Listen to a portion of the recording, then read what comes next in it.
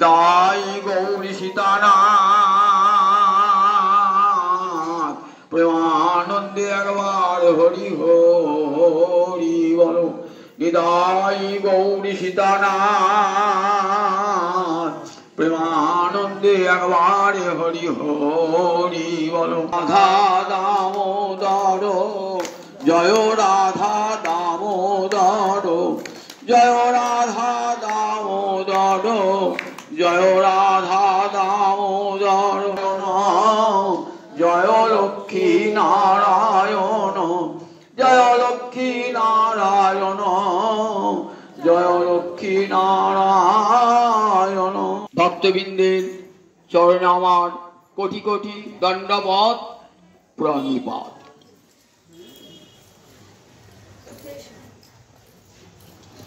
ব্রহ্মা ভগবান কৃষ্ণকে স্তুতি করে বলছেন,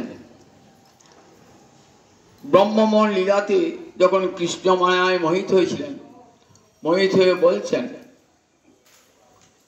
প্রপঞ্চং নিষ্প্রপঞ্চভি বিড়ম্বয়সী ভূতলে প্রপন্ন জনতানন্দ সন্দহং প্রথিতুং প্রভু।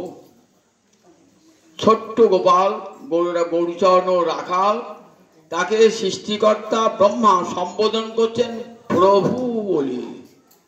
কাকে প্রভু বলে? কর্তুম অকর্তুম অন্যথা কর্তুম সমর্থ। যিনি করতে পারেন, না করতে পারেন, অন্যথা করতে পারেন, তাকে বলে প্রভু। ওই গোচারণরত ওই বালককে, রাখাল বালককে সৃষ্টিকর্তা ব্রহ্মা প্রভু বলে সম্বোধন করছেন। বলছেন প্রভু তুমি তো এই বলছেন, তুমি আমাকে প্রভু বলে সম্বোধন করছো কেন? তুমি তো সৃষ্টিকর্তা ব্রহ্মা, আর আমি তো একটা রাখাল বালক, নন্দঘোষের ছেলে। বলছেন তুমি এ জগতের লোক নও, এ জগতের লোক নই, তাহলে এ জগতে এসেছি কেন? বলেন প্রপঞ্চং নিষ্প্রপঞ্চবি। নিষ্প্রপঞ্চ, প্রপঞ্চ মানে মায়ার জগৎ, নিষ্প্রপঞ্চ মানে যেখানে মায়া যেতে পারে না, তাকে বলে নিষ্প্রপঞ্চ। তা বলছেন নিষ্প্রপঞ্চ অপি, তুমি মায়াতীত অর্থাৎ মায়ার জগতের বাইরে, তথাপি তুমি প্রপঞ্চের অনুকরণ করো। প্রপঞ্চং বিড়ম্বয়সী, এই মায়ার জগতের মানুষের অনুকরণ করো তুমি। যদিও তুমি মায়ার জগতের মানুষ নও, মায়ার জগতের বাইরে মানুষ। গোলক বৃন্দাবন বৈকুণ্ঠের, সেটা তো মায়া যায় না। বৈকুণ্ঠ মানে কি? কুণ্ঠ মানে মায়ার ধর্ম যেখানে যায় না, তা কি বলে বৈকুণ্ঠ। এই জগতে অনন্তকারী ব্রহ্মাণ্ড জুড়ে মায়া আছে, কিন্তু বৈকুণ্ঠে গোলকে মায়ার অধিকার নেই, তাই নাম বৈকুণ্ঠ। কুণ্ঠা মানে মায়ার ধর্ম যেখানে নাই, তাকে বলে বৈকুণ্ঠ। তাহলে মায়াতীত লোক, জগতের লোক তুমি এসেছো মায়ার জগতে, এসে মায়ার জগতের মানুষের মতন লীলা করছো তুমি। প্রপঞ্চং বিড়ম্বয়সী, নিষ্প্রপঞ্চ বলে তুমি নিষ্প্রপঞ্চ হয়েও প্রপঞ্চং বিড়ম্বয়সী, এই জগতের মানুষের মতো লীলার অনুকরণ করছো কেন গো? তা বললেন প্রপন্ন জনতা আনন্দ, তোমার চরণে যারে, তোমার চরণে যারা, হে গোবিন্দ আমি তোমার হলাম বলে তোমার চরণে যারা শরণাগত, প্রপন্ন মানে গোবিন্দ চরণে শরণাগত, যারা গোবিন্দ ছাড়া কিছুই জানেন না, তাদেরকে কি বলে? প্রপন্ন বলে। প্রপন্ন জনতা, জনতা মানে জনানাং সমূহ, অনেক মানুষকে কি বলে? জনতা বলে। প্রপন্ন জনতা, অনন্তকারী ব্রহ্মাণ্ডের অনন্ত মানুষ বলে, তারা তোমার চরণে প্রপন্ন হয়ে রয়েছে। তাদের আনন্দ সন্দহং প্রথিতুম, তাদেরকে আনন্দ দান করবার জন্যই তোমার এই লীলা। গোলকের লীলাকে নামিয়ে আনলেন ভূলোকে। যে লীলাটা গোলকে, তাকে নামিয়ে আনলেন ভূলোকে। গোলকে তো এই লীলা আছে, কিন্তু গোলকে সেই লীলা এত শোভা নাই। বলেন ভূলোকে গোবিন্দ লীলার যেমন শোভা মাধুর্য, গোলকে লীলা এত মাধুর্য নেই। কেন নাই? একটা সাদা রূপোর পাত্রে যদি একটা হীরের টুকরো রাখেন, দেখবেন শোভা পাচ্ছে না। দুটোই তো এক রং, দুটোই এক রং, হিরেটাও সাদা আবার রূপোর পাত্রটাও সাদা। ওই হিরের টুকটাকে সরিয়ে দিয়ে যদি একটা ইন্দ্র নীলমণি রেখে দেন তাহলে কেমন ঝকঝক ঝকঝক করিয়ে রূপোর পাত্রে ইন্দ্র নীলমণি। তাহলে এই যে প্রপঞ্চময় জগৎ, এখানে গোবিন্দের লীলাটা কেমন অপূর্ব মাধুর্যময় হয়ে উঠেছে। এই মৃন্ময় জগতে চিন্ময় লীলা বড় অপূর্ব লীলা। মৃন্ময় জগতে ভগবানের যত কিছু লীলা সব চিন্ময় লীলা। তো জীবকে কৃপা প্রপন্ন জনতা, তার চরণে যারা প্রপন্ন হয়েছে তাদেরকে কৃপা করবার জন্য, তাদেরকে আনন্দ দান করবার জন্য তার এই লীলা। যত যত লীলা, দামবন্ধন থেকে লীলা, রিঙ্গন লীলা, দামবন লীলা, অসুর মোহন লীলা, সব ভগবানের রাসলীলা, দোল খেলা, সব কিছু ভগবানের গোবিন্দ সমস্ত জগতের জীবকে আনন্দ দান করবার জন্য। ভক্তানাং বিনোদার্থং করমি বিবিধা ক্রিয়া। আমার যদিও কোনো কর্ম নাই, তথাপি আমি কেন কর্ম করি জানো? আমার ভক্ত আনন্দিত হবে বলে। ভক্তানাং বিনোদার্থং করমি বিবিধা ক্রিয়া। আমার ভক্তগণকে আনন্দ দান করবার জন্য আমি কত লীলা করে থাকি। রাসলীলাটাও ঠিক তেমনি ভক্ত চিত্তে আনন্দ দান করবার জন্য ভগবানের এই অপূর্ব লীলা। রাসলীলা শুনতে গেলে আগেই জানতে হবে কার গোবিন্দকে আর যার সঙ্গে খেলা করছে গোপীগণকে। এটি না জানলে কিন্তু রাসলীলাটা শোনাটা ব্যর্থ হয়ে যাবে। প্রথমেই সুখদেব বলেছেন ভগবান পিতারাত, কৃষ্ণ না বলে বলেছেন ভগবান। তাহলে ভগবানের সঙ্গে লীলাটা হচ্ছে ভগবান। ভগবান মানে ভগবানের ঐশ্বর্য, তাতে মতু প্রত্যয় করে ঐশ্বর্য আছে যার, ছটা ঐশ্বর্য ভগবানের। ছটা ঐশ্বর্য কি কি? ঐশ্বর্যস্য সমগ্রস্য বীর্যস্য যশস্য। ভগবানের জ্ঞান বৈরাগ্যয়শ্চৈব স্বর্ণাঙ্গ ভব, ছটা ঐশ্বর্য। সমগ্র ঐশ্বর্য, সমগ্র বীর্য, সমগ্র যশ, সমগ্র শ্রী, সমগ্র জ্ঞান, সমগ্র বৈরাগ্য, সমগ্র বলে 4 না 8 না 10 না নয়, সমগ্র যার মধ্যে আছে। এই ছটা ঐশ্বর্য আর 4টে মাধুর্য, রূপ মাধুর্য, বেণু মাধুর্য, লীলা মাধুর্য, প্রেম মাধুর্য। তার 4টে মাধুর্য আর 6টা ঐশ্বর্য পূর্ণরূপে গোবিন্দের রয়েছে। সেই গোবিন্দের সঙ্গে গোপীদের লীলা। এবার গোপিকারা মনে হয় তো, দেখুন গোপিকারা, গোপীরা কি এই জগতে মেয়ে নাকি? বললেন না গো না, গোপীরা এই জগতে মেয়ে। তাহলে গোপীরা কারা? কৃষ্ণ হতে গোলকে রাধা রানীর আবির্ভাব, কৃষ্ণের বামাঙ্গ হতে রাধারী আবির্ভাব। কৃষ্ণ ভাবছে আমার সেবা করবে কে, কার সঙ্গে খেলা করব? যেই গোবিন্দের সঙ্গে সংকল্প, সঙ্গে সঙ্গে গোবিন্দের বামাঙ্গতে রাধা রানীর আবির্ভাব। রাধা এসেছেন কি জন্য? কৃষ্ণ সেবা করাবার জন্য। অন্তর ইচ্ছা রসরাজ গোবিন্দের রসতৃষ্ণা চরিতার্থ করবেন, কিন্তু একা রাধানী পারছেন না, বহু কান্তা বিনা নহে রসের উল্লাস। তাই এক রাধানী কি করলেন? অনন্ত হলেন। এক রাধানী অনন্ত কোটি গোপী হলেন এক রাধানী। তাহলে কৃষ্ণ হতে দেখুন রাধারানী, আর রাধারানী হতে সব গোপীগণ। তাহলে গোবিন্দ কার সঙ্গে খেলা করছেন? গোবিন্দ নিজের সঙ্গে নিজের খেলা করছেন। গোপী মানে গোবিন্দ, গোবিন্দ যা গোপীও তাই। গোবিন্দের হ্লাদিনী শক্তি পৃথক। আপনার গান গাইবার শক্তি, চলবার শক্তি, সেটা কোথায় আছে? আপনার মধ্যে আছে। আপনি শক্তিমান। আপনার শক্তিটা যখন মূর্তি ধারণ করে তখনই সেটা তখনই আপনার সঙ্গে তার বিলাস হবে। ভগবানের হ্লাদিনী শক্তি মানে আনন্দদায়িনী শক্তি, এটা তো সবচেয়ে ভগবানের সঙ্গে আছে। এবার তার যখন অমূর্ত রূপে আছে তখন ভগবানের মধ্যে আছে। আর যখন ভগবানের লীলা বিলাস করবার অধিকার হয়, ইচ্ছা হয়, তখন ভগবানের থেকে পৃথক হন। তাই কবিরাজ গোস্বামী কেমন শুদ্ধ বলছেন, রাধা কৃষ্ণ এক আত্মা দুই দেহ ধরি। একটা আত্মায় একটা দেহ থাকে। আপনার একটা আত্মা, আমার একটা আত্মা, এনার একটা আত্মা, ওনার একটা আত্মা। দুটো একটা আত্মায় তো দুটো দেহ থাকে না, দুটো আত্মায় দুটো দেহ থাকে। কিন্তু গোবিন্দ লীলা যখন বলছেন রাধা কৃষ্ণ এক আত্মা, একটা আত্মা, দেহ দুটো। তাহলে দেখুন, রাধারানী আর কেউ নন, স্বয়ং কৃষ্ণই রাধা রানী হয়েছেন। আবার এই অনন্ত কোটি গোপী রাধারানী কোটি কোটি গোপী হয়েছেন। তাহলে গোবিন্দ কার সঙ্গে খেলা করছেন? গোবিন্দ নিজের সঙ্গেই খেলা করছেন। কেউ পরকিয়া কেউ নয়, কেউ তারা পর নয়, শ্রীকৃষ্ণ নিজের সঙ্গেই নিজে খেলা করছেন। তাই নাম স্বাস্বাদন লীলা, অর্থাৎ নিজেকেই নিজে আস্বাদন করছে। রূপ দেখি আপনার কৃষ্ণের হয় চমৎকার, আস্বাদিতে মনে উঠে কাম। গোবিন্দ যখন নিজেকে দর্পণে দেখেন না, নিজের এত রূপমাধুরী, নিজেকে নিজে ভোগ করতে ইচ্ছা হয়। কি করে ভোগ করবেন? দুই না হলে ভোগ হবে। তখন কি হয়? নিজের অঙ্গ হতেই রাধারানী আবির্ভাব, অর্থাৎ নিজেকেই নিজে ভোগ করছেন। তাহলে সমস্ত গোপীগণ আর কেউ নয়, স্বয়ং কৃষ্ণই গোপী মূর্তি ধারণ করেছেন। তাহলে পরনারী বিনোদন হচ্ছে কি?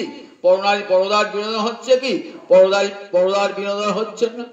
দেখুন, এই যে গোপীরা যখন গোবিন্দ বাঁশিটি বাজার, কাল বলেছিলাম না, বাঁশি বাজার সঙ্গে সঙ্গে নিসম্য গীতং তদনঙ্গ বর্ধনং ভোজস্ত্রীয় কৃষ্ণ গৃহীত মানসং।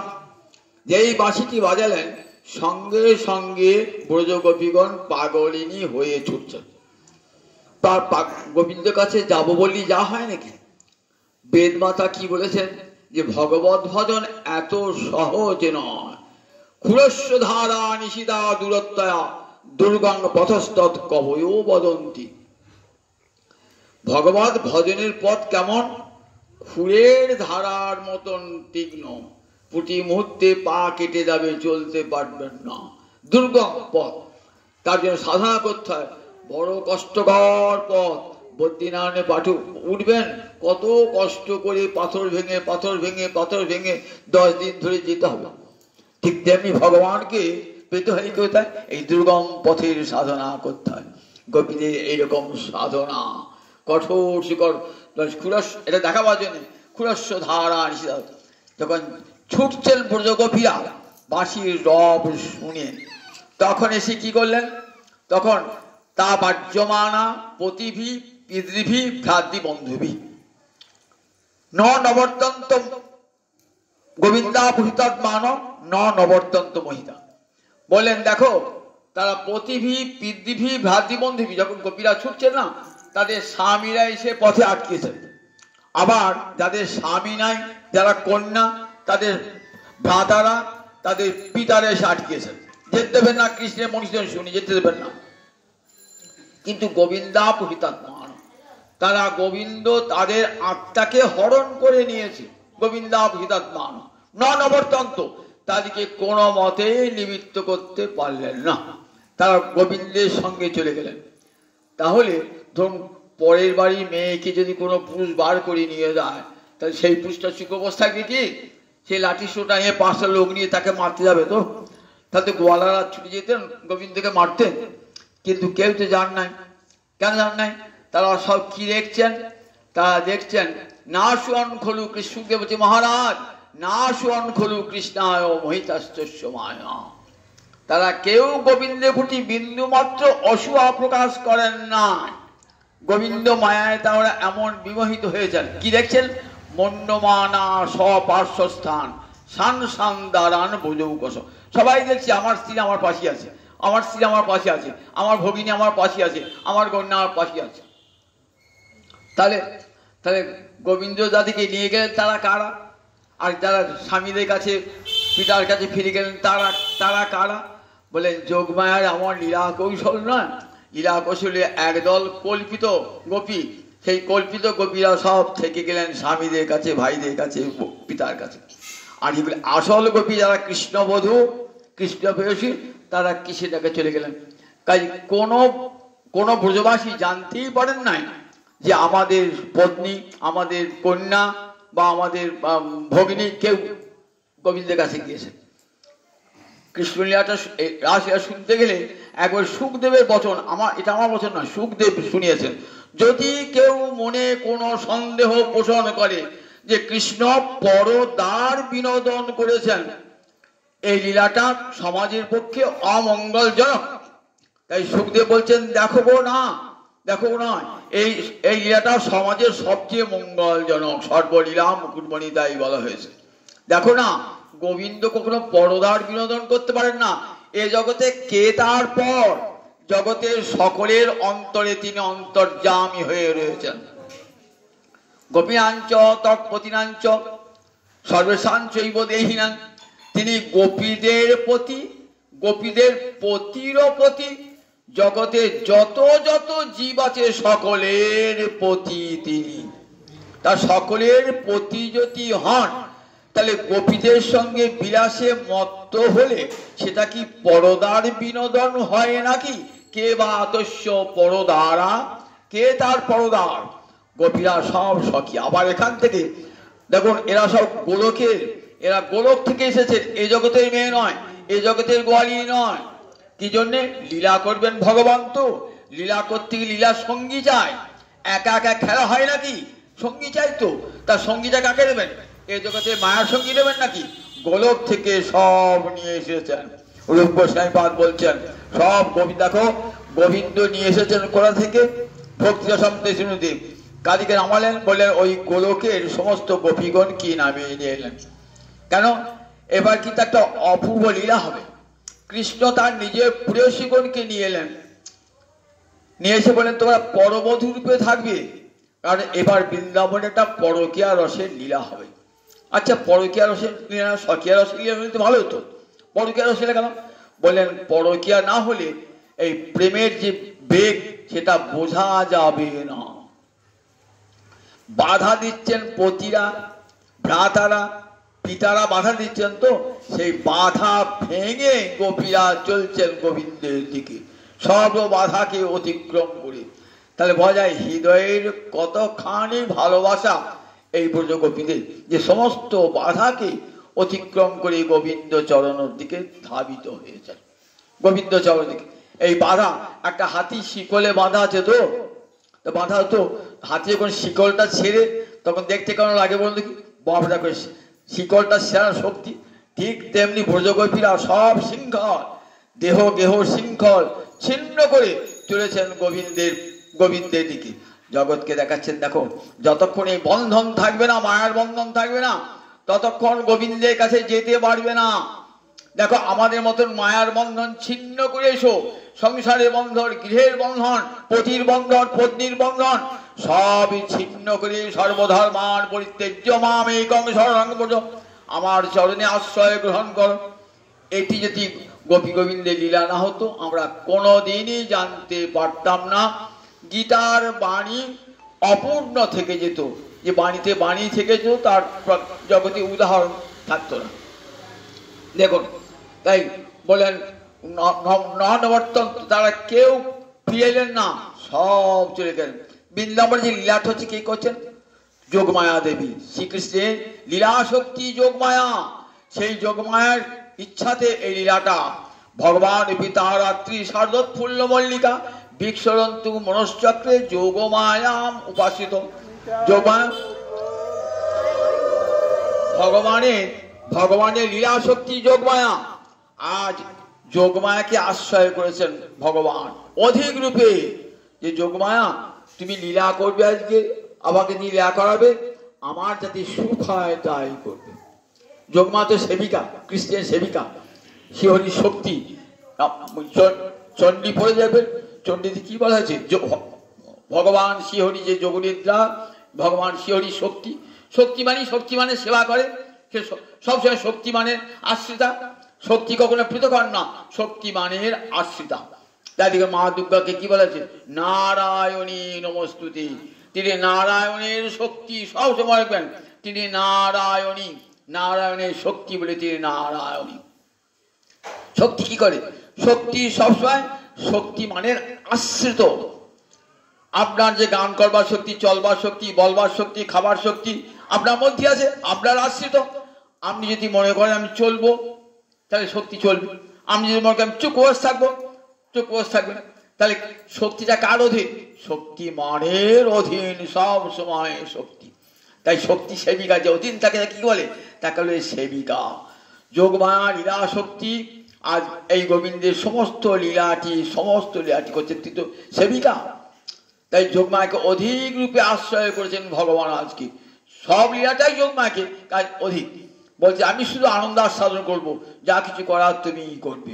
যোগমায়া সব সাজিয়ে রেখে দিয়েছেন, জগৎ প্রপঞ্চে অভিনয় করবেন, অভিনয় সব ব্যবস্থা, সব ব্রজগোপীগণকে পরবধূ সাজাবো।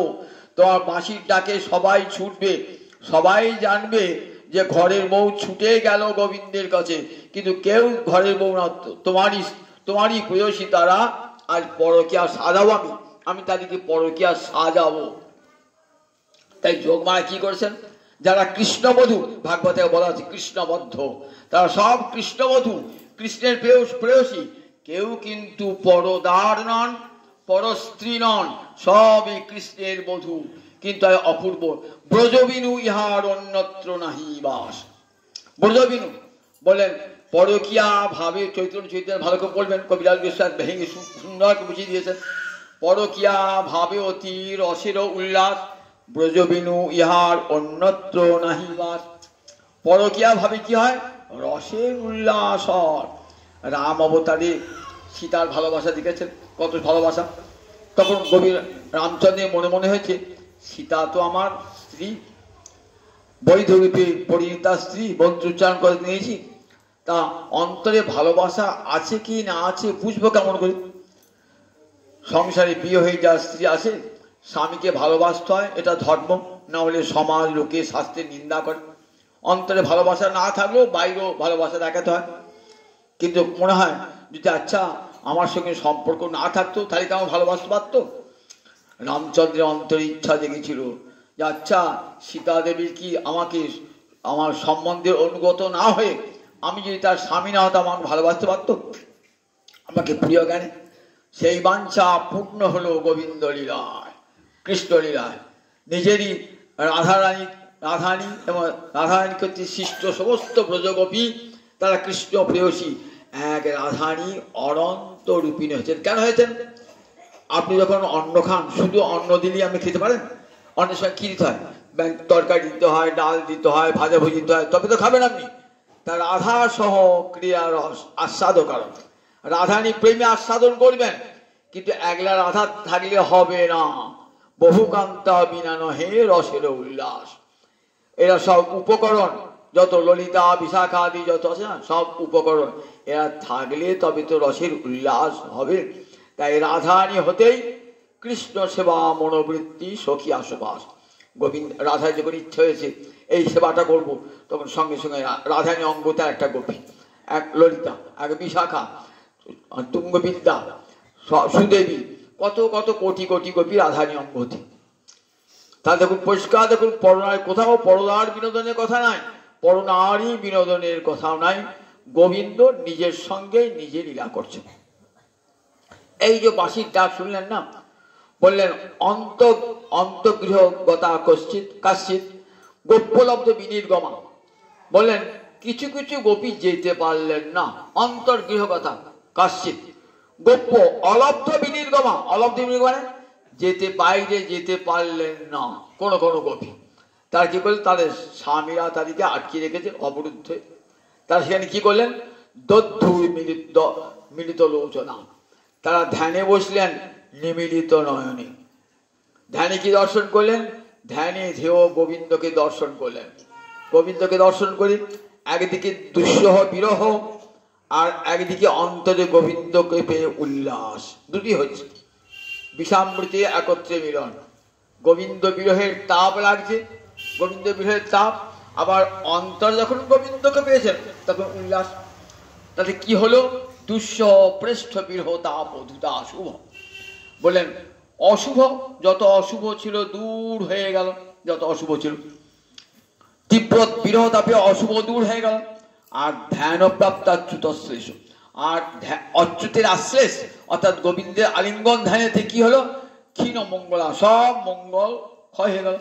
তাহলে শুভ এবং অশুভ দুটোই ক্ষয় হতে হবে। মঙ্গল অমঙ্গল দুটো ক্ষয় না হলে গুণাতীত হওয়া যায় না। তাই দুটি ক্ষয় হলো, মঙ্গল ক্ষয় হয়ে গেল, অমঙ্গল ক্ষয় হয়ে গেল। এইবার তারা কি করলেন, জহু গুণময় দেহং, তাদের গুণময় দেহ পরিত্যাগ করে চলে গেলেন। এখন মনে একটা প্রশ্ন আসবে, আচ্ছা তাহলে গোপীদের গুণময় দেহ ছিল নাকি? গুণময় দেহ তো আমার আপনার গুণময় দেহ। গুণময় দেহ মানে প্রকৃতির তিনটে গুণ, সত্য রজতম, আমাদের সবার মধ্যে আছে এটা, কারণ আমার দেহটা প্রকৃতি করা। তাহলে গুণময় দেহটা কি করে হলো? বলছেন দেখো, গোপীরা দু প্রকার, নিত্য সিদ্ধা আর সাধন সিদ্ধা। সব গোপীদের দুটি ভাগ, নিত্য সিদ্ধা আর সাধন সিদ্ধা। নিত্য সিদ্ধা কারা? রাধারানী, ললিতা, বিশাখা, এরা সব নিত্য সিদ্ধা। এরা কিন্তু কাত্যায়নী ব্রত করেন নাই, এদের বস্ত্র হরণ হয় নাই। ভালো করে শোনা করুন, এরা নিত্য সিদ্ধা, সব সময় কৃষ্ণের সঙ্গেই আছেন। এরা নিত্য সিদ্ধা। নিত্য সিদ্ধা মানে কি? সিদ্ধ হইয়াছেন, অনাদিকাল থেকে সিদ্ধ। এটি কোনো বার ব্রত তপস্যা সাধন ভজন করতেই হয় না, এরা কৃষ্ণেরই অঙ্গ বিশেষ। আর সাধন সিদ্ধা মানে সাধন করে যারা গোপী দেহ পেয়েছেন, তাহলে সাধন সিদ্ধা। তাহলে গোপী দুপ্রকার, নিত্য সিদ্ধা আর সাধন সিদ্ধা। নিত্য সিদ্ধা যারা, তারা গোবিন্দেরই অঙ্গ বিশেষ। আর সাধন সিদ্ধা সাধন করে যারা গোবিন্দকে পেয়েছেন। সাধন করে যারা পেয়ে তারা আবার তিন রকমের। কারা কারা? বলেন শ্রুতি পূর্বা, দেবী পূর্বা আর ঋষি চোষ। শ্রুতি পূর্বা মানে বেদ মন্ত্রে অধিষ্ঠাত্রী দেবতারা গোবিন্দ দর্শন করে চেয়েছিলেন গোবিন্দকে প্রেমে ভালোবাসো। সেই শ্রুতি মন্ত্রের, বেদ মন্ত্রের অধিষ্ঠাত্রী দেবতারা তারা আজ বৃন্দাবনে গোপী হয়ে এসছেন। দেখবেন ভাগবতের দশম স্কন্ধে শ্রুতি স্তুতি আছে, অর্থাৎ বেদ মন্ত্রের অধিষ্ঠাত্রী দেবতারা ভগবানকে স্তুতি করছেন। সেখানে দেখবেন শ্রুতি মন্ত্রের অধিষ্ঠাত্রী দেবতারা ভগবানকে পতিরূপে পেতে চেয়েছেন। তাই কি করে পতিরূপ পাবেন? গোপী দেহ নালে তো পতিরূপ পাবেন না। গোপী দেহ নালে, গোপী দেহ ছাড়া গোবিন্দ অঙ্গীকার করবেন না। এর আগে যে ব্রাহ্মণ পত্নীগণ গিয়েছেন, গোবিন্দ গ্রহণ করেন নাই, ফিরেছেন। গোপী দেহ চাই বলে, গোপ জাতি কৃষ্ণ গোপী প্রেয়সী তাহার, গোপী ছাড়া অন্য কোনো দেহ না করো অঙ্গীকার। অন্য কোনো দেহ অঙ্গীকার করবে না, তাহলে গোপী দেহ হতে হবে। তারা সাধন করে বৃন্দাবনে কোটি কোটি বর্ষ সাধন করে ওই বেদ মন্ত্রের অধিষ্ঠাত্রী দেবীরা, দেবতারা, তারা গোপী হয়ে এলেন। ব্রহ্মার আদেশে কিছু দেবকন্যা ছিলেন বামন অবতারে। বামন অবতারটা কোথায় ছিল? মর্তে নয়, স্বর্গে বামন অবতার। বামন ভগবান বামন আকৃতি ধারণ করেছিলেন, বামন অবতার, সেটা স্বর্গে।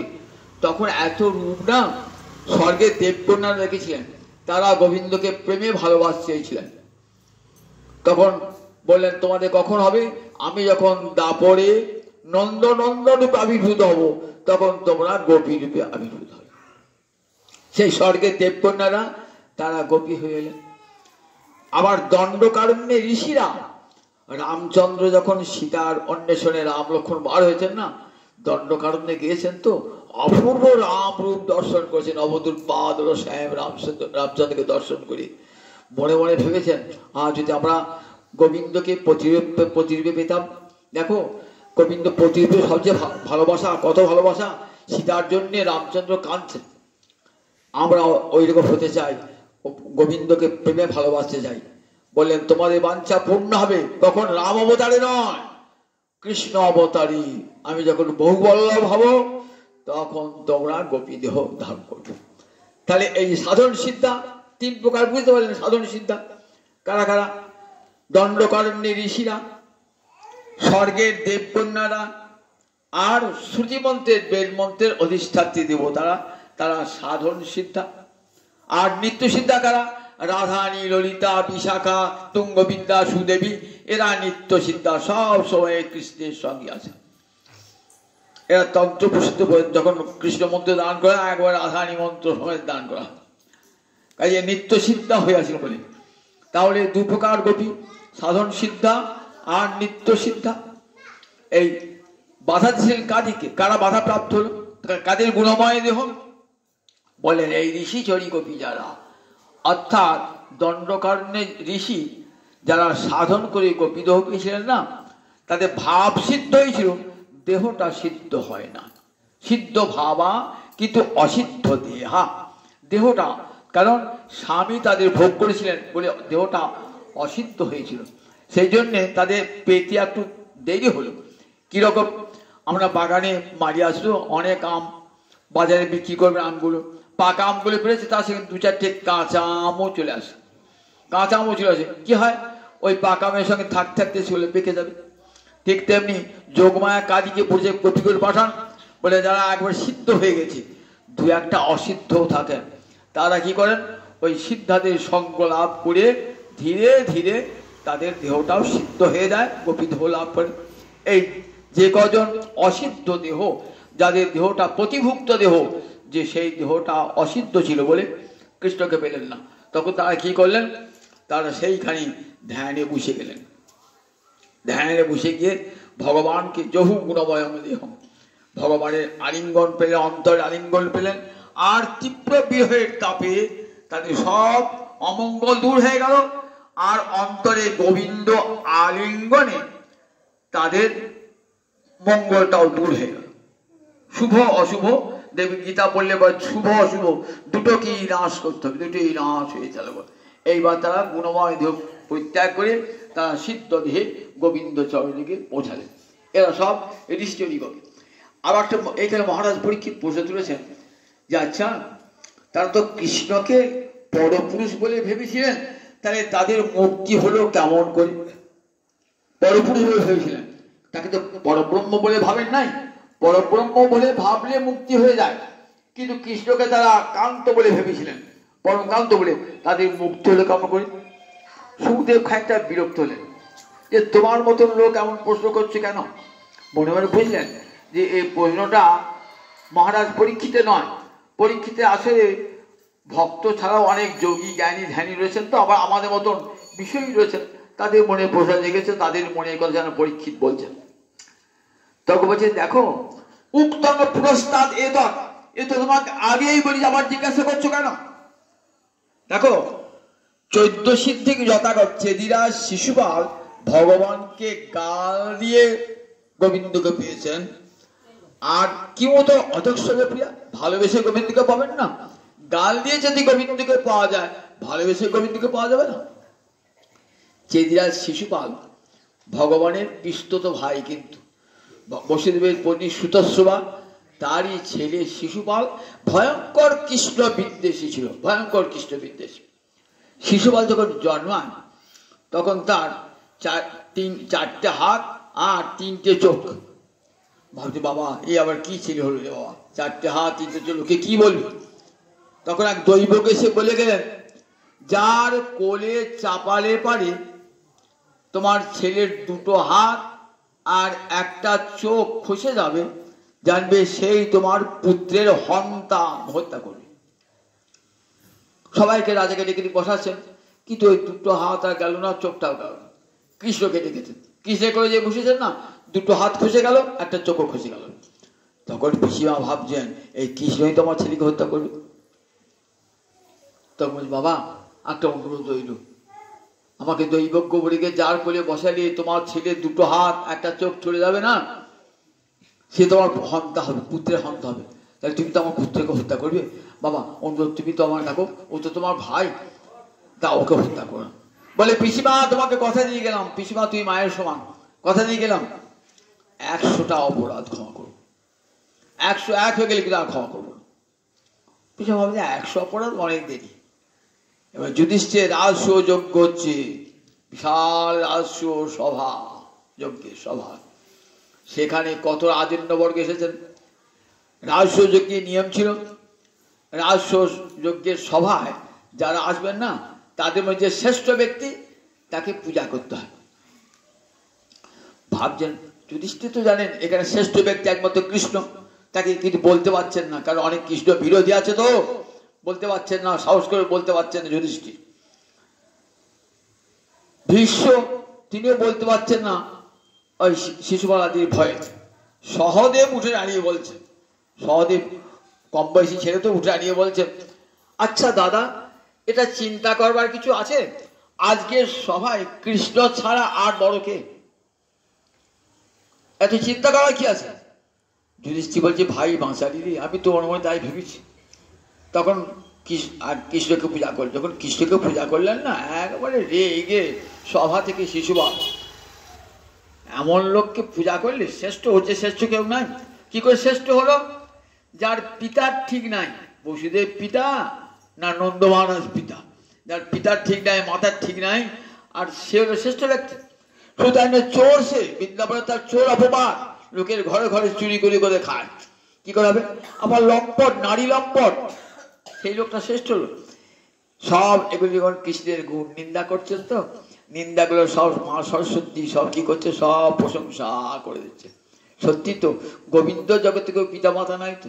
গোবিন্দ জগতে পিতা মাতা আছেন? তাই পিতা মাতা না, আমাদের পিতা মাতা আছে। গোবিন্দ জগতে অনাদি আদি গোবিন্দ সর্বকারণ কারণ। আমাকে জিজ্ঞাসা করতো আদিকে, বলো আমার পিতা, আমার পিতাকে এমনি করতে করতে গোবিন্দকে জান, গোবিন্দ তোমার পিতাকে বলে, আমি তো জগতে সকলের পিতা, আমি সকলের পিতা, আমি পিতা ধাতা পিতামহ। তাহলে এই যে পিতা মাতা বলে, এরা ভক্ত, এদের অভিমান চিরকালে কৃষ্ণ আমাদের পুত্র। তাহলে গোবিন্দের কেউ পিতা মাতা নেই, সেটা প্রশংসা হয়ে গেল। গোবিন্দ চোর তো বটে, কার ঘরে চুরি করে? ভক্তের গৃহে চুরি করে, ভক্তি ধন চুরি করে ভগবান চিরকাল। আপনি যদি নাও দেন না, মনে মনে ভাবেন গোবিন্দকে আপনার ঘরের জিনিস চুরি করে নিয়ে যাবে, কিন্তু অভক্তের জিনিস থেকে চেয়েও তাকাবেন না, আপনার ঘরের জিনিস চুরি করে ভগবান খাবেন। ব্রজবাসীরা যারা ভালোবাসেন তাদের ঘরের জিনিস চুরি করে ভগবান খান, কিন্তু অভক্ত যে, তার জিনিসের দিকে একবার চেয়েও তাকাবেন না। লম্পট তো বটেনি, যারা ভক্তিরস লম্পট, তাদের ঘরে ঘরে তিনি আসেন, ঘরে ঘরে তিনি আসেন। যে জনটাকে হা কৃষ্ণ বলে ডাকে, যে নারী যে পুরুষ, তার ঘরেই তিনি যান, আদর করে রাখবে। তাই ভক্তিরস লম্পট তো বটে। এগুলো সব কৃষ্ণের গুণ হয়ে গেল। এমনি গাল দিচ্ছি তো। আর ভীম জানতেন কথাটা, ভীম গুনছেন, দেখছেন 101 গাল দিয়ে থামি কেন, 1 2 3 4 5 6 7 8 9 গুনছে, আবার গাল দে, আবার গাল দে, গাল দিতে করে 80 90 95 96 97 98 100 101 যে হয়েছে, সঙ্গে সঙ্গে সুদর্শন চক্রটা চলে গিয়ে ধর আর মুন্ড পৃথক করল। শিশুপালের আত্মা বেরিয়ে এলো, বেরিয়ে এসে গোবিন্দ চরণে লীন হয়ে গেল। হতারি গতিদায়ক, যাকে হত্যা করলেন তাকে আবার উত্তম গতি দান করলেন। তাই দেখো, ভালো গাল দিয়ে মুক্তি পেয়ে গেল। সুখদেব বলছেন, কৃষ্ণকে গাল দিলেও মুক্তি পাওয়া যায়, জানো তো? গোবিন্দকে জিজ্ঞাসা করে ছুটিয়ে, যে কেন উপায় মন কৃষ্ণে নিবেশ হয়, যে কোনো উপায়ে গোবিন্দকে মনটা নিবেশ করলে হবে। সে পাপী হোক তাপী হোক, গাল দিয়ে যদি গাল দেয় পাপী, তারও মুক্তি হয়ে যাবে। কিরকম? উদ্ধবকে বলছেন 11 স্কন্ধে, অগ্নির উষ্ণতাবৎ, একটা প্রদীপ জ্বলছে তো, একটা, আপনি জ্ঞানী মানুষ, আপনি হাত দিয়ে ফেলেছেন, আপনার হাতটা পুড়িয়ে দিয়েছে। একটা ছেলে আগুন দিতে যাচ্ছে, দিয়ে গিয়ে আগুনটা হাত দিয়েছে। আপনি যদি আগুনটাকে বলেন তোমার আক্কেল নাই, তুমি ছোট ছোট হাতটা পুড়িয়ে দিলে, ওই আগুনটা পুড়িয়ে দিলে, অগ্নি বলবে আমার স্বভাবই, আমার উপর তো কোনো আবরণ নাই, আমাকে হাত দিলেই পড়বে। তা এই জগতে সবাইকে ব্রহ্ম ভাবলি, নিজের স্ত্রীকে পুত্রকে ব্রহ্ম বলে ভাবলি মুক্তি হবে না, সবাই তো ব্রহ্ম, মুক্তি হবে না। কারণ তাদের একটা মায়ার আবরণ আছে। আমার যে ব্রহ্ম যেটি, সেটি এমনভাবে পড়া আছে, উপরে একটা স্থূল দেহ, সূক্ষ্ম দেহ ঢাকা দেওয়া আছে, আবরণ দেওয়া আছে। আমার ভিতরে ব্রহ্ম আছে তেমন না, ব্রহ্মটা ঢাকা দেওয়া দুটো চাদর আছে, একটা স্থূল দেহ, একটা সূক্ষ্ম দেহ। তাহলে আমি আবৃত ব্রহ্ম, আমাকে ভাবলে মুক্তি হবে না, আপনাকে ভাবলে মুক্ত হবে না। কিন্তু গোবিন্দ নিরাবরণ, সেখানে তাকে ছুঁড়ি মুক্তি। তারপরে প্রদীপটা উপরে যেটা কাঁচের কি যা থাকতো, হাতটা পুড়তো না, কিন্তু আবরণ নাই। বলেন গোবিন্দ অনাবৃত ব্রহ্ম, তাই গোবিন্দকে গাল দিলেও যে মুক্তি পেয়ে যাবে, যে কেন পায় মন কৃষ্ণে নিবেশ হয়। তাই এটা আমার কথা হল। এইবার ব্রজগোপীগণ ছুটে চলেছেন কৃষ্ণের কাছে। গোবিন্দ ছুটে গিয়েছেন তো কোথায়? নির্জন রাসৌনি বলে একটি স্থান বৃন্দাবনে আছে, রাসৌনি, রাসস্থলী। সেখানে যমুনার তীরে সমস্ত গোপীগণ মিলেছেন, কোটি কোটি গোপী মিলিত হয়েছেন। গোবিন্দ নারী আছেন, বাঁশি বাজাচ্ছেন, মোহন মুরলী হাতে নিয়ে বাজাচ্ছেন। বিপিনে মিলল গোপনারী হেরি হাসত গিরিবরধারী, বিপিনে মিলল গোপনারী হেরি হাসত গিরিবরধারী। তখন বলছি, হাসছেন গোবিন্দ। গোবিন্দের অন্তরে ইচ্ছা যে গোপীরা তো আমাকে ভালোবাসে, ভালোবেসে আজ ঘর ছেড়ে এসেছে, কিন্তু ওদের নিজের মুখে শুনবো ভালোবাসার কথাটা। গোপীরা কোনোদিনই মুখ খুলে বলবেন না যে গোবিন্দ তোমাকে ভালোবাসে। উত্তমা নায়িকা তো কখনো বেহা নির্লজ্জের মতন কখনো বলেন না তোমাকে ভালোবাসি সকলে ঈশ্বরকে বলেন না।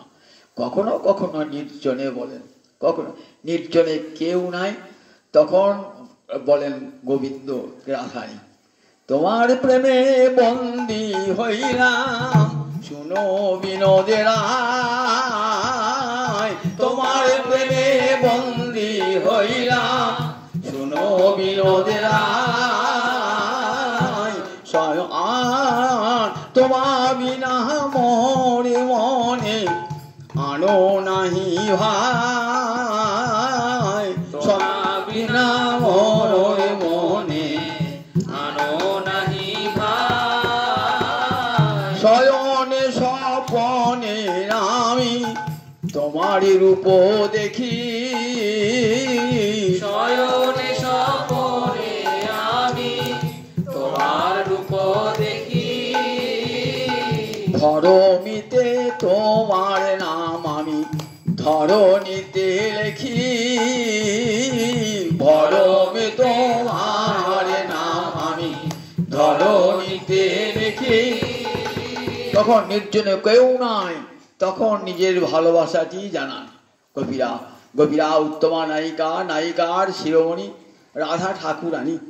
কখন রাধানী বলবেন না তোমাকে ভালোবাসি? অন্তরে গভীর ভালোবাসা তার ভাবে ভঙ্গিতে আচারে আচরণে বুঝিয়ে দেন। কিন্তু গোবিন্দ রসিক শেখর তো তার অন্তরিচ্ছা রাধানী মুখ থেকে শুনবো। রাধানী বলবেন আমি তোমাকে, সমস্ত ব্রজগোপীরা বলবেন গোবিন্দ তোমাকে ভালোবাসি। তাই ভাবলেন এমন করে কথাগুলি বলবো না যাতে বাচ ও পেশই বিমোহায়ন, এমন বাক্যের কৌশলে যাতে গোবিন্দের কৃষ্ণকে ভালোবাসি এটাই কথার বেরিয়ে আসে। এখন নায়িকাদের মধ্যে দু প্রকার নায়িকা, দক্ষিণা আর বামা নায়িকা, মূল নায়িকা। যারা দক্ষিণ নায়িকা সহজেই অনুকূল তারা কৃষ্ণের, তাদের ওই মান অভিমান হয় না।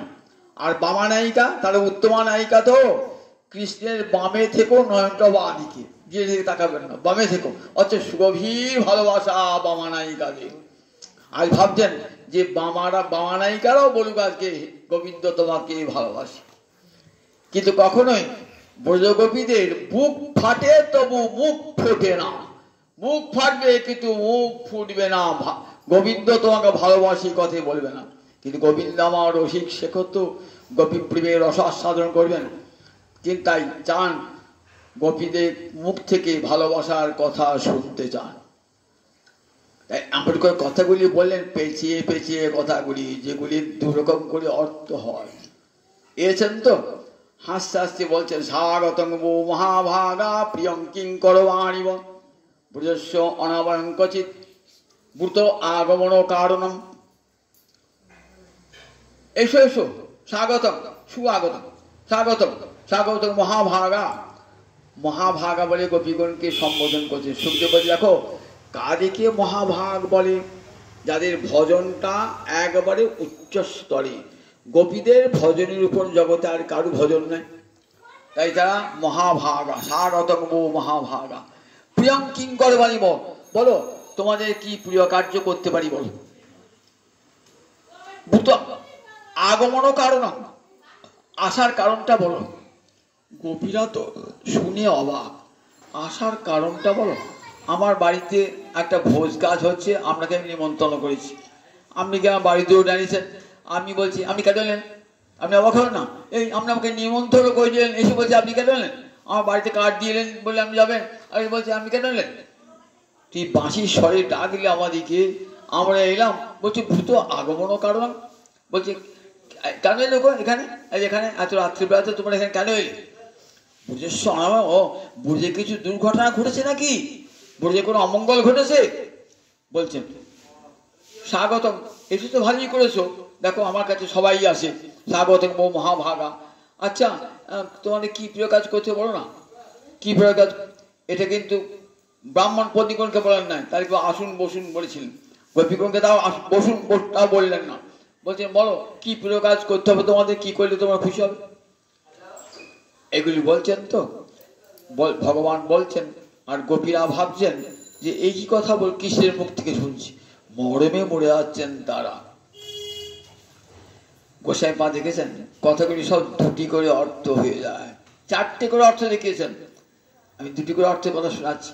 বললেন স্বাগতং মো মহাভাগা প্রিয়ং কিং গর্বণ, গোপীগণকে স্বাগত জান, এসেছো ভালোই হয়েছে, দেখো তো গোপীগণ এত কাজ সুন্দর, জ্যোৎস্না রজনী চতুর্দিকে আলোকের বাণ ডেকেছে, নির্জন রাত্রি, তোমরা এসেছো, বলো কি করলে তোমরা খুশি হবে, তোমার যা চাও আমি তোমাদের সেই বাঞ্ছা পূর্ণ করব। আর একটাতে উদাসীন ভাব, তোমরা আমি কি প্রিয় কার্য করতে পারি?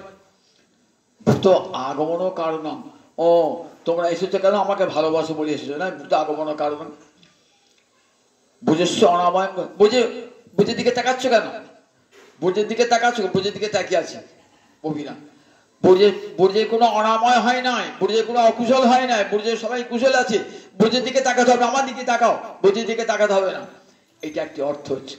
আর গোপীরা বুঝছেন উল্টো অর্থটা, গোপীরা বলছেন যেন বুঝের কোনো অমঙ্গল হয়েছে আমরা বলতে এসেছি, বুঝের অমঙ্গল হলে আমরা বলতে আসবো কেন, বুঝের পুরুষেরা আছে তারা বলতে আসবে তোমার কাছে, আবার তুমি জানো না কি প্রিয় কার্য আমরা কি জন্য এসেছি, আমার জিজ্ঞাসা করছো, আবার অপরিচিত লোকের মতো স্বাগতম জানাচ্ছ আমাদেরকে, একটা অপরিচিত লোক পার্টিতে স্বাগতম হবে রয়েছে, দেখো নিত্য দেখো তাকে আবার স্বাগতম কেউ বলে নাকি, এই যেন উপেক্ষার ভাব।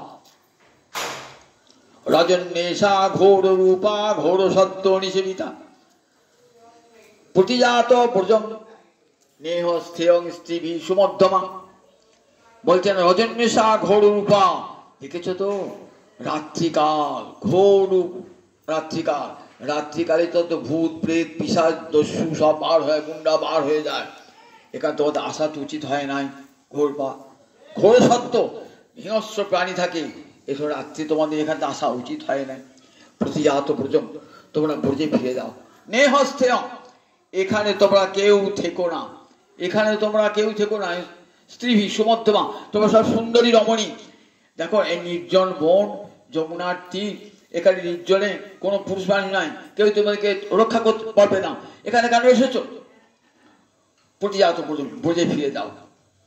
এই একটি ব্রজগোপীরা এই অর্থেই ভাবছে, আর গোবিন্দা কি অর্থ করছেন, উল্টো অর্থ প্রার্থনা জানাচ্ছেন, কি বলছেন, রজনীয়েষা অঘোর রূপা, রজন্যেষা একটু যখন সন্ধি করলে বাড়িতে অঘোর রূপা, সন্ধি ভাঙলে হয় ঘোর রূপা, আর সন্ধি করলে হয় অঘোর রূপা, রজন্যেষা আজ তো অন্ধকার রাত্রি নয়, পূর্ণিমা সব দেখা যাচ্ছে, একেবারে ভগবান আলো জ্বালিয়ে দিয়েছে সর্বত্র, রজন্যেষা অঘোর, ভয়ের কি আছে, তোমরা কোনো ভয় নাই, রাত্রি ঘোর নয়, রজন্যেষা অঘোর রূপা,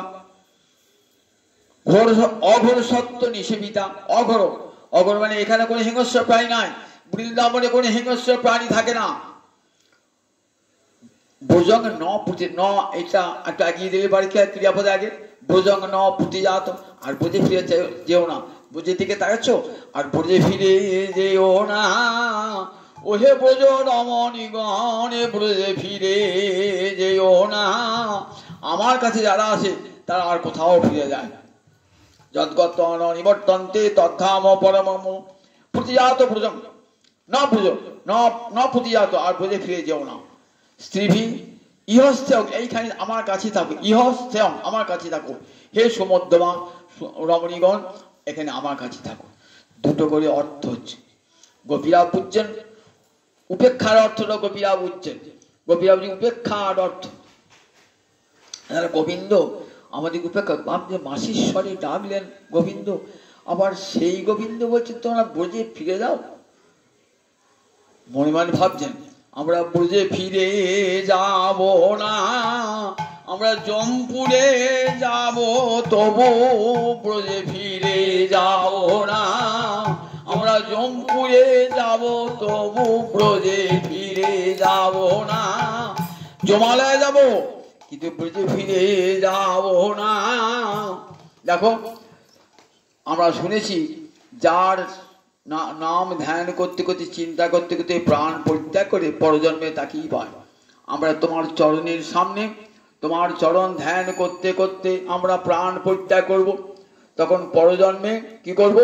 আবার তোমার চরণের সামনে সে দাঁড়াবো। তখন এড়াতে নারিবা তুমি, কৃষ্ণ নাম করতে করতে আবার তোমাকেই পাবো। এড়াতে নারিবা তুমি, এই জন্মে তাড়িয়ে দাও। মনে মনে গোপীরা ভাবছেন, রাধারানী এক সময় গোবিন্দকে বলেছেন, কি মোহিনী জানো বধূ, কি মোহিনী জানো, অবলার প্রাণীতে নাহি তোমা হেন। কি মোহিনী জানো বধূ, কি মোহিনী জানো, অবলার প্রাণীতে নাহি তোমা হেন। পরে কইনু আপনে আমি, আপন কইনু পরে কইনু আপন আমি, আপন কইনু ঘর কইনু বাহির আমি, বাহির কইনু ঘর, ঘর কইনু বাহির আমি, বাহির কইনু ঘর। রাতি কইনু দিবস নামি, দিবস কইনু রাতি, রাতি কইনু দিবস নামি, দিবস কইনু রাতি। বুঝিতে নারিনু মধু তোমার প্রীতি, বুঝিতে নারিনু আমি তোমার প্রীতি। তোমার প্রীতি কেমন বোঝা বড় শক্ত, স্বামীর প্রীতি গোবিন্দ বোঝা বড় শক্ত। কখনো হাসায় কখনো কাঁদায়, কৃষ্ণ প্রেমের এই তো রীতি। কখনো কাঁদায় কখনো হাসায়। কবিরাজ গোস্বামী কি বলছেন? বিষামৃতি একত্র মিলন। যখন বিষামৃতি, বিষ আর অমৃত একসঙ্গে মিলিত কৃষ্ণ প্রেমের, অমৃত পেলে কি হয়? আনন্দ হয়। আর বিষ পেলে বিষের শরীর জর্জরিত হয়। অন্তর আনন্দময়, অন্তর আনন্দ হয়, আর বাহ্যে বিষ জ্বালা হয়। কৃষ্ণ প্রেমে হেরে অদ্ভুত চরিত। কবিরাজ গোস্বামী বলছেন, কথাগুলি কি দামি দামি কথা বলুন, কিন্তু একবার চৈতন্য চৈতন্য পড়ে দেখবেন। কৃষ্ণ প্রেমে হেরে অদ্ভুত চরিত, বাইরে বিষ জ্বালা হয়, অন্তর আনন্দময়। কৃষ্ণ প্রেমার অদ্ভুত চরিত, বাইরে বিষ জ্বালা হয়। যখন কৃষ্ণকে পায় না তখন অন্তরে ভয়ঙ্কর বিষ জ্বালা হয়, আর যখন অন্তরে ধ্যানেতে গোবিন্দকে পায় তখন অন্তরটি আনন্দময় হয়ে যায়। কৃষ্ণ প্রেমার অদ্ভুত চরিত, এই যেন বিষামৃতে একত্রে মিলন। তপ্ত ইক্ষু চর্বণ, একটা আখ কত মিষ্টি বলুন দেখি, তাকে গরম আগুনে সিদ্ধ করে যদি আমাকে দেওয়া হয়, খেতে মিষ্টি কিন্তু জিভ পুড়ে যাচ্ছে, খেতে মিষ্টি। তপ্ত ইক্ষু, তপ্ত ইক্ষু দেখুন, আবার যেন ইক্ষু, তপ্ত ইক্ষু চর্বণ। এই যে কৃষ্ণপ্রেমের আস্বাদন যেন তপ্ত ইক্ষু চর্বণ। তাই পুজো কবিরা ভাবছেন, গোবিন্দ তোমার প্রেম বোঝা করো শব্দ। দেখো বন্ধু, তুমি যদি নিদারুণ হও, দাঁড়াও আমার সম্মুখে নিদারুণ হইয়া। বন্ধু তুমি যদি নিদারুণ হও, বন্ধু যদি তুমি মোরে নিদারুণ হও, তুমি মোরে নিদারুণ হও, মরিব তোমার আগে দাঁড়াইয়া, মরিব তোমার আগে দাঁড়াইয়া। দেখো তোমার সামনে আমরা প্রাণ পরিত্যাগ করবো। কত পতি ভগবান, যাও, নারীর সবচেয়ে বড় ধর্ম হলো পতি সেবা। দেখো তোমাদের পতিরা তোমাদের জন্য উৎকণ্ঠিত হয়ে আছে, ছেলেরা শিশুরা কাঁদছে। এই যে শিশুরা কাঁদছে বলছেন, তো যারা ব্রজগোপী আছেন এসেছিলেন যারা, তাদের কোনো সন্তান ছিল না, তাদের কোনো সন্তান সন্ততি ছিল না। সন্তান সন্ততি থাকলে তারা কখনো নায়িকা গোপী হতে পারে না। এগুলি ঠাট্টা করে গোবিন্দ বলছেন, যাও তোমার বিলে ফিরে যাও। দেখো তারা পরে শিশুকে খাওয়াতেন বলে বলছেন আর কি, যাও ফিরে যাও। কত উপদেশ দিচ্ছেন, বলছেন ঠাকুর বাঁশিটি বাজিয়ে এসে এখন ধর্মের কথা শোনাচ্ছ, ধার্মিক সেজেছ। অত ধর্মের কথা যখন বাঁশি বাজিয়েছিলেন তখন তো ধর্মের কথা মনে ছিল না যে নারীর কুল ছাড়াচ্ছি। আবার এখন যখন ঘর ছেড়ে এলাম তখন বলছো স্বামী সেবা করো গিয়ে ঘরে স্বামীকে, তোমাদের স্বামীরা চিন্তা করে। আবার বলছে না না, বোনের তাকে তাকাচ্ছ কি চিন্তা করছো? এখন এই বিচিন্নন্তি তোমার স্বামীরা ভ্রাতারা পতিরা খুঁজছে, কেউ খুঁজবে না। যপস্যন্ত ন পর্ততি, তারা খুঁজে তোমার দেখতে আমার কাছে আছো তো জানতেই পারবে না। যোগমায়া এমন পরিবেশ করেছে তার দেখতে জানতেই পারবে না। এমনি করে একদিকে উপেক্ষা বলছেন, একদিকে মনে হচ্ছে উপেক্ষা, আর একদিকে প্রার্থনা। গোপীরা বলছেন, গোপীরাও উত্তর দিয়েছেন, কত সুন্দর করে গোপীরা উত্তর দিয়েছেন। বলছেন যেতে বলছো, পাদ পদম না চলতস্তব পাদ মূলাত, তোমার চরণ মূলেতে আমাদের চরণে যে চলে না, তোমার চরণে মূলি হতে চরণ যে চলে না, তোমার চরণে মূলি হতে চরণ যে চলে না, তোমার চরণে মূলি হতে চরণ যে চলে না। পাদ ন চলতস্তব পাদ মূলাত, তোমার চরণ মূল থেকে তোমার চরণের দাসী অসংখ্য দাসী কাহবলিতে আমরা এসেছি। আমরা তার বাড়ি ফিরে যেতে চাই না, তাহলে আমরা বাড়ি ফিরে যাব না। আমরা জমপুরে যাব তবু ব্রজে ফিরে যাব না, জমপুরে যাব তবু ব্রজে ফিরে যাব না, জমপুরে যাব তবু ব্রজে ফিরে যাব। এই জীবনকে শেষ করে দেবো কিন্তু আর ব্রজে ফিরে যাব না। সর্বশ দেখো আর সংসার করবো না। দেখো এই যে তুমি ধর্মের উপদেশগুলো দিচ্ছ কাজকে দেবে।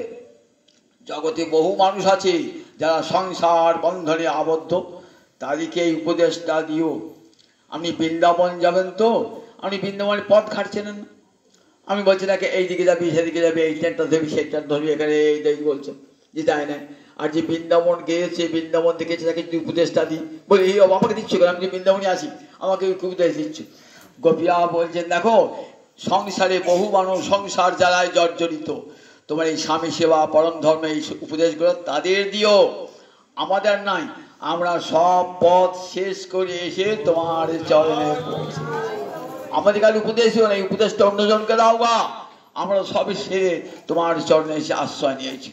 যারা তোমার কাছে আসতে পারে নাই তারা থাকবে কতক্ষণ পর্যন্ত পতি সেবা, যতক্ষণ পর্যন্ত জগৎপতিকে দর্শন না হয়।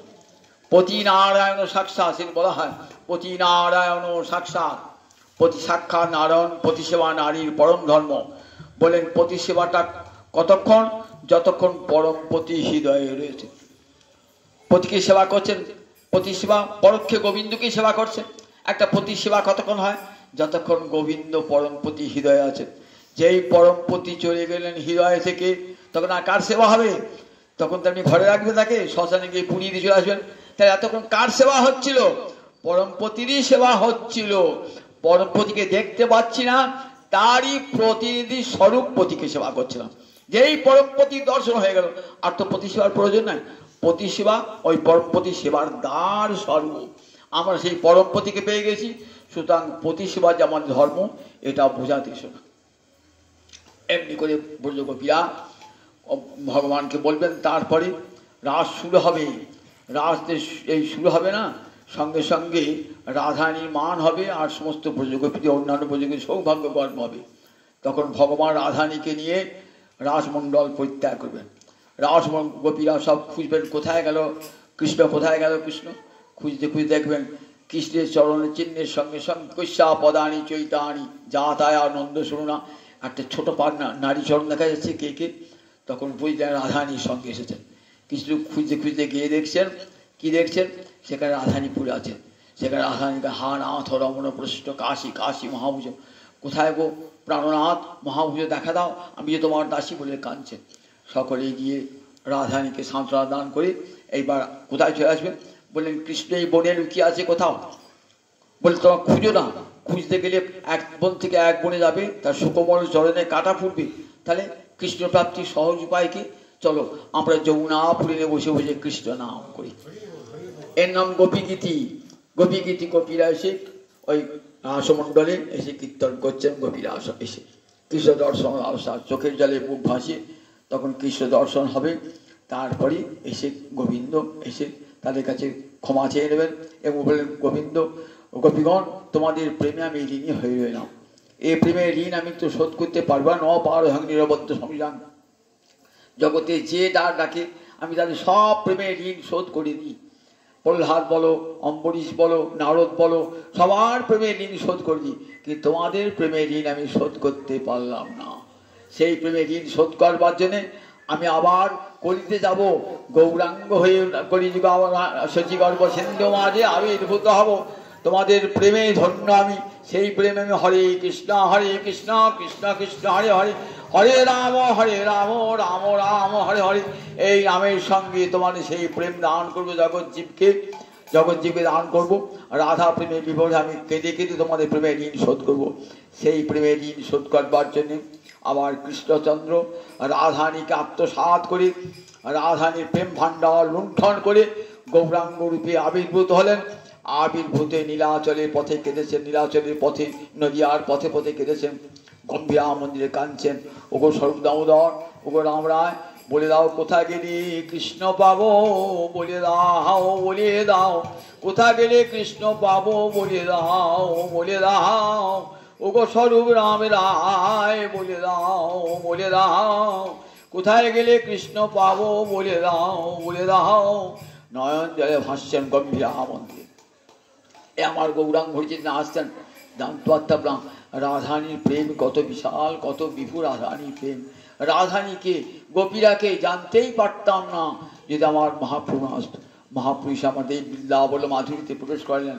নাম যে কত শক্তিশালী কলিযুগে, নামের মধ্যে রাধারানীর প্রেম পুর দেওয়া আছে। পিঠে খান তো, পিঠে তো চালের গুঁড়ি তৈরি, তার কি আশা আছে? নাই। কিন্তু ভিতরে কি থাকে বলুন দেখি?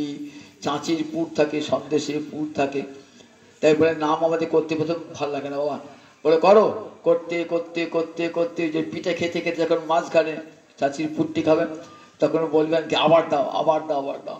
নাম করতে করতে যখন রাধা রানীর প্রেমের আস্বাদ হবে না, তখন বদন ছাড়িতে নাহি পারি, না জানি কতে মধু শ্যামে নামে আছে গো, বদন ছাড়িতে নাহি পারি।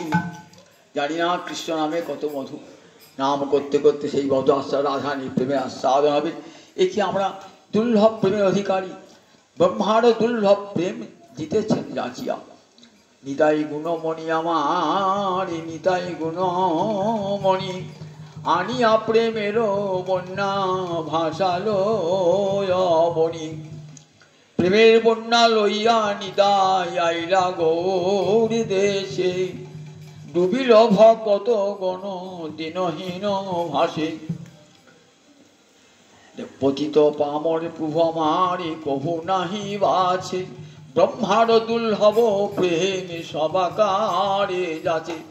ব্রহ্মাদি দেব চেয়েছেন রাধানীর প্রেমের কণিকা, সেই প্রেম আমার গৌরাঙ্গ হরি জগৎজীব নিতাই চান, জগৎজীবীর দাঁড়িয়ে দাঁড়িয়ে দিয়েছেন। এমন করুণার অবতার আছে, এমন করুণার অবতার জগতে নাই।